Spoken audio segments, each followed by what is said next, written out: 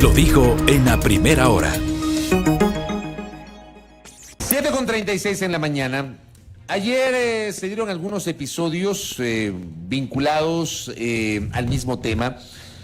En la mañana, hacia el mediodía, en realidad a las 12, la comandante general de la Policía Nacional, Tanya Varela, compareció ante los medios para una declaración de prensa acompañada de miembros de la cúpula de la Policía Nacional para asegurar que ningún oficial de los que estaban allí presentes en servicio activo tenía algún problema o le habían revocado la visa por parte del gobierno de Estados Unidos. A las 14 horas, el general Víctor Arauz, como él mismo lo había anunciado en su cuenta Twitter, acudió a la Embajada de los Estados Unidos con su pasaporte y el de su familia, y a la salida confirmó que le revocaron la visa. Esto fue informado por el propio general Arauz y por su abogado, el jurista Diego Chimbo. La ministra de Gobierno, que no la habíamos visto activa en las últimas semanas, lo comenté justamente entre lunes y martes de esta semana, que me extrañaba el silencio de la ministra. Bueno, ayer reapareció. Luego del último tuit del pasado 12 de noviembre, ayer 15 de noviembre, se publicó un nuevo tuit en la cuenta de la ministra de Gobierno, donde se anunciaba que iba a acudir en la tarde a la Contraloría, como en efecto ocurrió. La ministra Vela, acompañada pues de miembros de la cúpula de la Policía Nacional, se reunió con el Contralor General del Estado subrogante, el ingeniero Carlos Rofrío, para pedirle el inicio de un examen especial sobre el patrimonio de los generales de la policía y de sus familias. Y además, la ministra Vela, esto fue difundido por el Ministerio de Gobierno a los periodistas, envió una carta al embajador de Estados Unidos en Quito, Michael Fitzpatrick, en donde le pide la ministra, señalando la preocupación por las declaraciones del embajador al medio de comunicación Primicias, le dice: solicita usted se nos entregue la información sobre los generales a los cuales se ha retirado visas y a los cuales usted ha hecho referencia en la entrevista citada en líneas previas. Se refiere al extracto de la entrevista de Primicias, donde dice lo siguiente, el embajador Michael Fitzpatrick: la defensa de la democracia es fundamental en nuestra relación porque es la base de la visión compartida, y en este momento, a pesar de los éxitos del gobierno del Estado ecuatoriano en contra de los carteles, es obvio que hay grupos dentro y fuera del país que quisieran debilitar la democracia y el Estado de Derecho, corromper el sector privado y el sector público. Estamos muy preocupados por la penetración del narcotráfico en Ecuador y en las fuerzas del orden. Esta semana está el caso de los narcogenerales y ya hemos retirado visas, no puedo mencionar nombres. Por eso la ministra le expresa la preocupación, le pide información. En la carta dice: a efectos de iniciar investigaciones en los ámbitos administrativo, disciplinario y judicial. Estos son los hechos, en resumen, ocurridos el día de ayer. Yo le quiero pedir una valoración a una especialista en materia de seguridad, la académica Carla Álvarez, que nos atiende telemáticamente. Le damos el buenos días, doctora. Le saludamos Belkis Sánchez, y quien le habla, Fabricio Vela, desde la cabina principal de Radio Sonorama y el informativo a primera hora. Doctora, bienvenida, buenos días, ¿cómo le va? Buenos días, Fabricio. Buenos días, Belkis. ¿Cómo están? Gracias por atendernos. Doctora, hagamos una valoración de lo que está ocurriendo. Todo esto se deriva de una declaración del embajador de los Estados Unidos concedida en el marco de una entrevista al portal Primicias. Habla de narcogenerales, habla de penetración del narcotráfico. ¿Cómo leemos estos hechos, doctora? A ver, en América Latina y en el Ecuador, la vinculación entre las fuerzas del orden con el narcotráfico y otros tipos de crimen organizado no es una novedad. Esto ocurre por el poder corruptor que tienen las mafias, por la cantidad de dinero que manejan y porque necesitan tener aliados dentro de las fuerzas de control. Si no, no puede operar el crimen organizado en general, en cualquiera de sus formas. Entonces, esto no es una novedad. Creería yo que esto también, mejor dicho, esto también ha pasado ya en Ecuador. Tenemos oficiales de las Fuerzas Armadas y oficiales de la policía que han estado vinculados en el caso, por ejemplo, de estafas piramidales, en tráfico de armas a grupos armados en Colombia, importación ilegal de armas, el momento que tuvimos la guerra del CENEPA, tenemos el desfalco de recursos del ISPOL.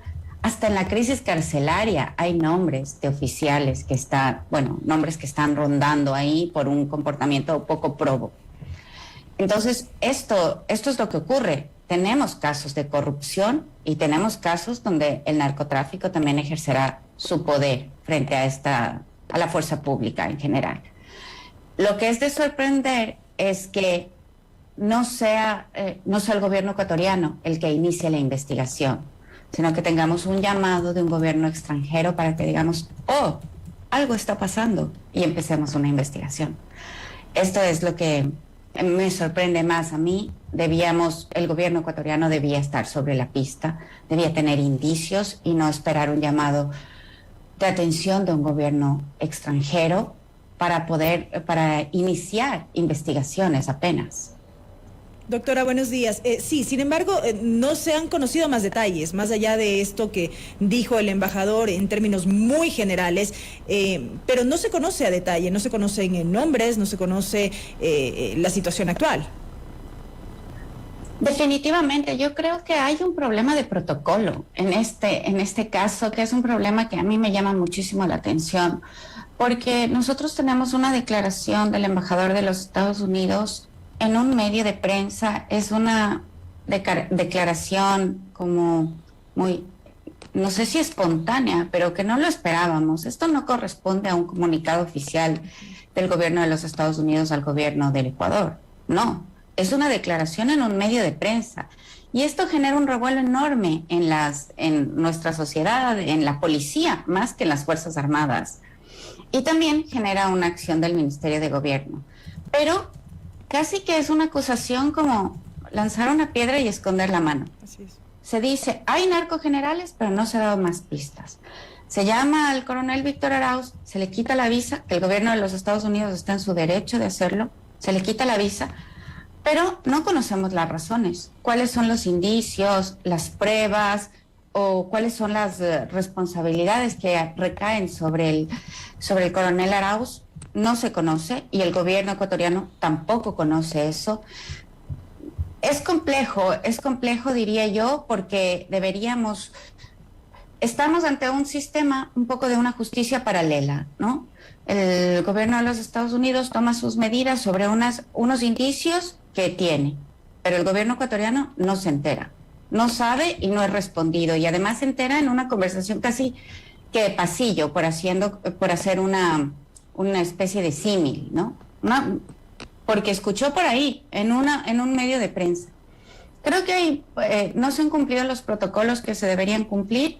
Creo que es necesario pedir mayor información al gobierno de los Estados Unidos, ya que ha causado el revuelo, y es necesario también que el gobierno se ponga más alerta sobre los casos de corrupción que existen en las filas de los miembros de la fuerza pública, porque existen. No todos son malos. Es natural que exista con el poder de corrupción que tiene el crimen organizado, pero bueno, hay que estar alerta de que esto ocurre. Doctora, el mismo portal Primicias publicó ayer un reporte que lo traje a colación justamente en este espacio de noticias este miércoles. Esta nota decía: los narcogenerales, una pieza común de los carteles latinoamericanos. Dice, desde las décadas de los 80 y 90, varios carteles de la droga han operado en distintos países de la región. Todos lograron infiltrarse en la fuerza pública. Refiere, por ejemplo, que si bien en Ecuador no han faltado los casos de uniformados en servicio activo y pasivo detenidos por ayudar al narcotráfico, esta es la primera vez que se apunta a oficiales del más alto rango. Y claro, yo esa inquietud planteaba públicamente, porque en la cabeza, en la retina, no tengo yo en el radar, no tengo en la memoria, no recuerdo, no tengo evidencia de casos de generales de alto rango que hayan estado eventualmente vinculados a algún tipo de situación como esta. Dice esta parte, la nota de Primicias. Por otra parte, habla de casos ocurridos en Panamá, refiere lo del recordado Manuel Antonio Noriega, casos de México, habla también de Colombia, para mencionar algunos ejemplos. Ampliemos en ese sentido y le propongo a usted, doctora, para el análisis, justamente los criterios sobre lo que estamos conversando ahora mismo, pero haciendo la comparación que muchas veces puede ser odiosa, pero termina siendo necesaria, sobre lo que ha pasado en el contexto latinoamericano, doctora. Yo creo que la comparación es bastante oportuna, porque a veces pensamos solo vemos hacia el interior de lo que pasa en el país, pero en realidad tenemos que vernos en términos regionales, porque el crimen organizado y el narcotráfico son fenómenos transnacionales. Entonces, lo que ocurre en el país no solo ocurre aquí, ocurre en otros lugares. Efectivamente, tenemos muchísimos casos de infiltración del narco. No es que los oficiales se infiltran en las fuerzas del orden, sino que el narco se infiltra en el ejército o en la policía, creería que es así, con un poder corruptor. Es verdad que en el Ecuador no se ha visto o no hay casos conocidos de oficiales de alta jerarquía vinculados con el narcotráfico. Eso es cierto, sería la primera vez.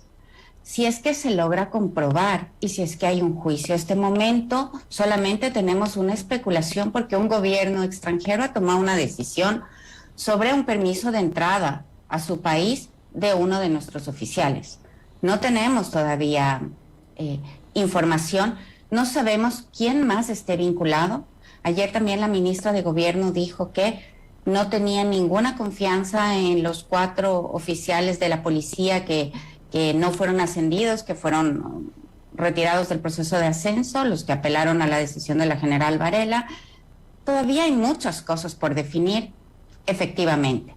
Lo que es cierto, lo que es bastante cierto, es que debemos poner una alerta. El crimen organizado es una actividad que está teniendo muchísima efervescencia en este momento, está generando muchísimos réditos, no solo por el narcotráfico, sino por otras actividades también, especialmente minería ilegal, porque empieza a ser más rentable vender oro en los mercados internacionales que vender droga también en los mercados internacionales. Entonces tenemos un crecimiento de la actividad ilegal, tenemos un debilitamiento de los estados por todo lo que ha pasado, por la pandemia. No es extraño que esto pase. No es extraño que haya corrupción, no es extraño que se trate de corromper a las fuerzas del orden y es un momento en el que hay que tener muchísimo ojo, digamos, hay que hacer como los seguimientos adecuados y hay que tener las alertas tempranas para prevenir que esto ocurra, pero es una cosa previsible. Y esto es lo que pasa en los otros países de América Latina, va a pasar también en el Ecuador, vamos a estar tentados y vamos a tener que enfrentar ese problema. Doctora, cuando decimos no es extraño que esto pase, ocurre en Ecuador y ocurre en muchos o todos los países del mundo, no lo sé, esto nos deja de alguna manera una suerte de desesperanza en el sentido de ¿es posible atacar todo este tema del narcotráfico como tal? Y lo digo porque se pueden realizar las investigaciones del caso, a propósito de lo dicho por el embajador, se puede investigar a posibles sospechosos que puedan estar en la cúpula y qué sé yo, pero el problema no necesariamente se va a atacar de raíz. Y es una suerte de normalización de lo que está ocurriendo. Sí, yo no quiero normalizarlo, aunque podría sonar así, no quiero normalizar la situación porque no es lo correcto. Lo que sí creo es que hay que tener conciencia de que estamos enfrentando muchas amenazas y hay como una actividad dentro de lo ilegal que es una actividad muy efervescente, que está boyante en este momento. ¿Qué es lo que hay que hacer? Pues sí, no hay que caer en la desesperanza, lo que hay que buscar es que haya un sistema de justicia que sea efectivo. Esto es lo que necesitamos, que haya un sistema de justicia que procese e investigue adecuadamente los casos en los cuales se encuentra este tipo de corrupción. Pero hay que tener la claridad necesaria para ver que esto ocurre, que ha ocurrido en los otros países y que ocurre también en nuestros casos. No olvidemos que incluso tenemos casos que hasta se pueden ver en las series de Netflix, de narcos, casos donde los oficiales de la misma CIA, del mismo FBI, han estado involucrados. Claro, el narcotráfico tiene un poder corruptor muy grande. Y pues hay oficiales y hay personas que tienen un precio. Y el narcotráfico lo puede comprar. Esto va a ocurrir aquí, estamos a la saga, digamos, es la primera vez que se presenta un caso así, pero todavía necesitamos investigar, no podemos juzgar por adelantado. Esto es lo que se debe exigir o debemos exigir al gobierno ecuatoriano, que haga las investigaciones y que pida aclaraciones al gobierno norteamericano. Además del general Arauz, ¿quién más está involucrado? Porque se habló de narcogenerales en términos plurales y ahora tenemos solo una persona a la que han señalado. ¿Quién es más? ¿Por qué? ¿Y con quién actúa esta gente? Porque esta gente no actúa sola. ¿Qué redes tienes? Y hay que verlo. Bueno. Correcto. Doctora, le quería preguntar, ¿hay una certeza sobre la política antidrogas o de combate al narcotráfico del gobierno del presidente Lazo en este momento? ¿Tenemos certeza sobre hacia dónde apunta esa política, doctora Carla Álvarez? No hay una declaración o un plan de cuál es la política antidrogas en estricto sentido, pero lo que sí vemos es determinadas acciones, ¿no? Vemos un acercamiento al gobierno norteamericano, que esto no había pasado en algún tiempo. Vemos que hay declaraciones amistosas y declaraciones que buscan alinearnos con las políticas antidrogas del gobierno norteamericano. Es decir, la declaración de que necesitamos un plan Colombia, que entendemos que es un plan que entra con una mano militar para enfrentar el desafío del narcotráfico. Vemos también que se produce esta declaración del embajador de los Estados Unidos respecto a los narcogenerales y vemos que enseguida hay un retiro de una visa. Me da la impresión de que estamos volviendo a la época de la zanahoria y el garrote, como se llamaba la política norteamericana. ¿Cuál es esa tesis de la zanahoria y el garrote? Claro, que mientras incautábamos muchas drogas, pues nos daban un premio. Y, por ejemplo, nos dieron el ATPDA, que es este sistema generalizado de preferencias arancelarias, ¿ya? Y también teníamos el garrote. Cuando no se incautaba lo suficiente o cuando no nos portábamos bien, pues nos cortaban ciertas prebendas. Entonces ahora es igual, como no se portan bien los generales, pues les quitamos la visa y hacemos... y ponemos sobre alerta al gobierno. Si se portan bien, pues viene la cooperación, fluye la capacitación a los oficiales, etcétera. Entonces hay una especie de símil que podría restablecerse ya no solo a nivel personal, sino a nivel de todo el país. Podríamos empezar a recibir una serie de estímulos y castigos en caso de no cumplir las metas, que esto ya era una política que se estableció hace mucho tiempo, hace unos 15 años aproximadamente estaba vigente y que operó en toda la región. La certificación por la lucha contra las drogas es una certificación que se esperaba anualmente y que todos los gobiernos buscaban cumplir, que era una especie de estímulo que también trajo algunas consecuencias negativas, ¿no? Porque se buscaba más el estímulo que la erradicación propia del problema.